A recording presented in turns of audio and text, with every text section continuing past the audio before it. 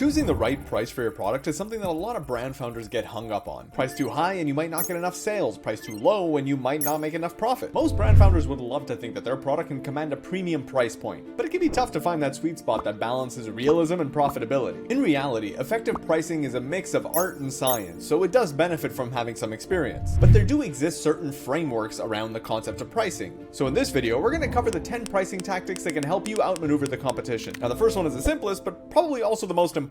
That is cost plus pricing. The basic concept here is that your pricing is going to be a function of how much your product costs to produce. Now mind you, figuring out how much your product truly costs is not always that easy. Product or inventory costing is a whole other topic that we'll cover in another video. Now this is a sensible starting point because the cost of your product determines how profitable your revenue is going to be. Ultimately, you're trying to make money, so if you sell something for $100, it matters if that thing costs you $10 or $40. But then again, if you're just launching a product, the cost per unit's probably going to be a lot higher than what it'll be once you start selling in larger volumes. So you might price your product based on the cost you're expecting to achieve in the near future rather than the cost that you have today. Now keep in mind, pricing isn't something that's intended to be set in stone, so this pricing tactic is also dynamic. Say you have a product that costs you about $20 per unit and you're selling it for $100 per unit. Now if over time you start scaling, you're doing bigger volumes, and so your cost per unit comes down from 20 to 10, you could choose to bring your price down as well, or you could keep it at that same level and just enjoy the higher margins. At the same time, if the market price of one of the core components goes up, then your cost might go from $20 to $30. Now if it's temporary, that might not affect your pricing strategy, but if it's something that's going to be sustained, then maybe you have to increase your price from $100 to $120. The importance of cost plus pricing is that it makes sure that you're able to pay attention to your profitability. At the same time, it doesn't really take anything into consideration with regards to the market that you're selling to. The next 9 tactics focus on that, and you can use any of those in combination, but the one you'll never forget is cost plus pricing. The second tactic is that of competition-based pricing. This is where most people focus their attention. Basically, you price your product as a function of what your competitors are pricing at. It's a straightforward way to stay competitive in the eyes of your consumers, because unless they've never encountered a product like yours before, they likely have a price in mind that they're anchored to because of your competition. A consumer knows that regular running shoes should cost somewhere between $80 and $200 depending on the quality. But if you show up with shoes that are priced at $700, then you better be able to justify it. The danger of this approach though is that if you focus only on what your competitors are pricing and they're only focused on you,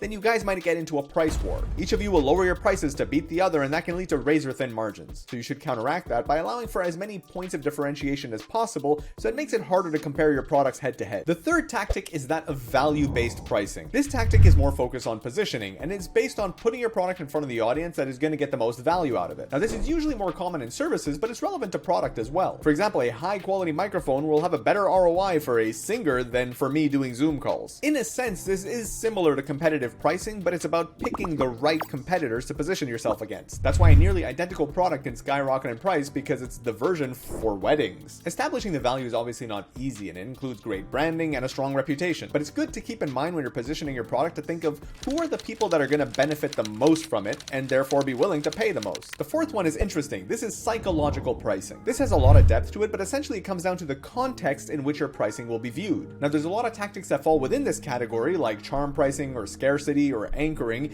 to change the perception of a price. For example, having more expensive products presented next to the one that you actually want to sell the most of to make it seem more affordable by comparison. It's also impacted by where the purchases take place, so whether that be Amazon or Costco or your website or a fancy boutique. Basically, the price of your product can be different based on the psychological factors that are available for you to use during the selling process. The fifth one is high-low pricing. This is a very specific implementation of a psychological pricing tactic. The way this works is that you give your product a high price so that you can set an anchor for the consumers. In general, people assume that products are priced relatively correctly, so they'll think that your product is a bit more expensive or premium, and they'll compare it to other expensive products. However, because you want to achieve higher sales volume, you frequently offer deals and discounts. Now, on the one hand, this creates a sense of urgency because people want to buy something while it's more affordable, but it also makes a product more attractive to an audience that usually wouldn't have been able to afford the product but can when it's on a sale. Think of it this way: one brand can price something at $100 and sell 10 units to make $1,000. Another brand could price it at $50 and sell 20 units to make $1,000. Now those products might both have separate audiences. You have the premium audience and the more affordable stuff audience. But if that $50 product priced itself at $100 and then discounted itself by $50, to then be priced at $50, it'll now be attractive to the premium audience as well as the regular audience. The premium audience thinks it's a premium product that they'll be able to get on a discount, and the regular audience are excited to be able to afford something they usually couldn't. That sounds great, but this tactic has an obvious downside. If you do this too frequently, it can devalue the brand and people can kind of get wise to your whole strategy. The sixth tactic is skimming pricing, and it may look similar to the high-low strategy, but it's used somewhat differently. This is a good approach when you're a relatively new product in the market that doesn't have a lot of competition. Basically, you start off and launch with as high a price as you can while still being affordable and attractive to the wealthier consumers. This can be especially effective in the early days when you have a limited capacity to produce a product. There's no point in selling at a lower price and selling out faster if you're able to sell out at a higher price and collect more revenue. Now, over time, as you saturate that earlier buying segment and as more competition enters the market, you start to slowly lower your price. This allows you to ultimately sell to the same number of consumers, but you get to capture more revenue from the earlier consumers. So for example, you can launch a product and sell 1,000 units at $100 each and get $100,000. Or maybe you launch the product and price it at $200, but only 300 people can afford it. So you sell it to them and you collect $60,000. But then when you eventually lower your price to $100, the other 700 people buy it. That gives you another $70,000. This way you're able to capture a total of $130,000 instead of just $100,000. Now, one thing to be aware of is that this works best when there isn't a lot of competition, but if your prices are very high, that means you're going to have very high margins, and high margins attracts a lot of competition. And those competitors are likely going to try to compete with you on price, especially since you've already built the audience for their product. The seventh tactic is that of penetration pricing. It's basically the opposite of skimming pricing, but can be a lot more useful when there's already a lot of competition in the market. So if there's a market in where one player is engaging in skimming pricing, a new entrant might engage in penetration pricing to compete. Basically, with penetration pricing, you come in with aggressively low pricing to grab up as much market share as you can as quickly as possible. This can allow you to rapidly become a big player in the market, even though it can be very expensive to execute because of the low margins. The key danger here is that you might accidentally end up building an audience of price-sensitive consumers